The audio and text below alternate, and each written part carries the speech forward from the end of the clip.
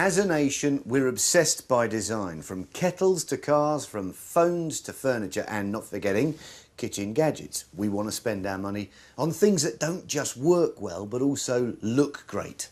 Companies can spend years creating, perfecting and protecting their designs, but the fakers are always hot on their heels. Look at these. One of them is an innovative invention that's cracked a key task in the kitchen. The other is a fake that's a complete failure. Could you tell the difference?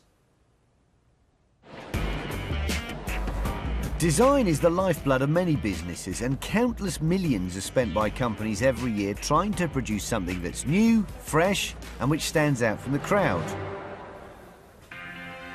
And to come up with the next big thing, they turn to people like inventor and designer Mark Sanders. It seems as though the fakers are the biggest followers of his innovations, because as fast as this serial inventor can make it, it seems someone's out there faking it. Well, basically, everything on this side of the table are the authentic, genuine products. And all these fellas are all copies.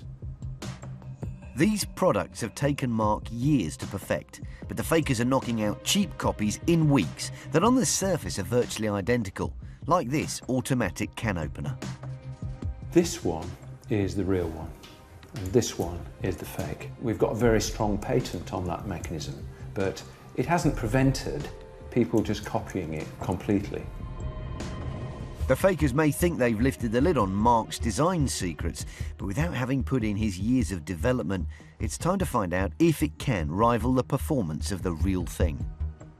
Let's try the genuine one. Basically, you put it on the lid, and then it automatically walks around the can, opening the lid, okay? And then you have the lid stuck to the opener, which you then flick in the bin. The real thing makes short work of the job. But can the fake cut it? First thing we notice is it's a lot louder. As you can see, although it looks the same, it doesn't work as well. It's gone about a quarter of the way around. The lid is still stuck on there, and somebody has just wasted a lot of money on this. That's faked. The fakers may have copied the form, but by cutting corners, the function simply doesn't deliver. And it's the same story with some of his other inventions. This is the real chopping board. You grasp the handle and it forms a chute so you don't miss the pan. Now this looks the same, but if you compare the thickness of plastic, it's actually about half the thickness.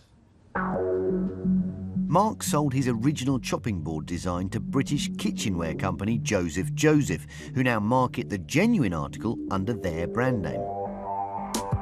They also have an in-house design team, and innovative twists on kitchen classics combined with a distinctive look are how they've made their name. Like Mark, they've had their own designs counterfeited, but owner Richard Joseph has seen the scale of fakery here escalate. We've probably had 100 products faked that we know about. This is one of our Elevate tools. That's the original, that's the fake. The key design feature in this is it's got a foot that we've put into the handle. It keeps the head of the ladle off the countertop and basically makes it hygienic. The fake product, when you place this on the table, the head actually comes into contact with the table, and that means it's a product that doesn't work. In fact, it seems as though the fakers are flooding the market with their knockoffs. If you put in Index chopping boards, trademark name, you have 8, 9, 10, 11, 12, I'll carry on, 13 companies just there that are producing copies. They're all infringing our trademark and claiming it as their own and selling either direct copies, direct fakes, or versions of.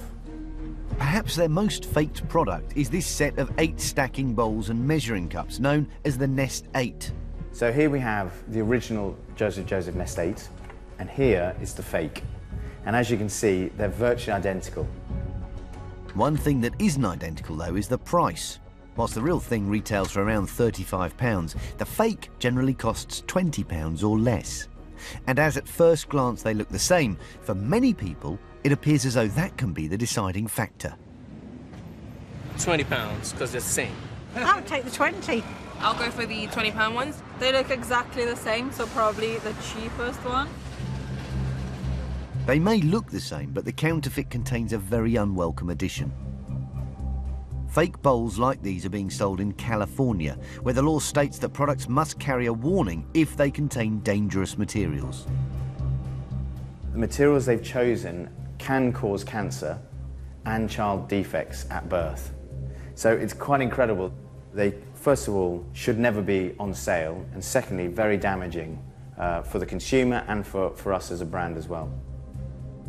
These cheap and potentially dangerous plastics are the reason this product can undercut the genuine article. Knowing this, will our street sample still think the fake is a bargain? Well, then I'll definitely not buy it. Because obviously, long term, if it's going to affect me and my health, then I'm not going to be interested in it. Just shows you how you can be deceived, really, isn't it?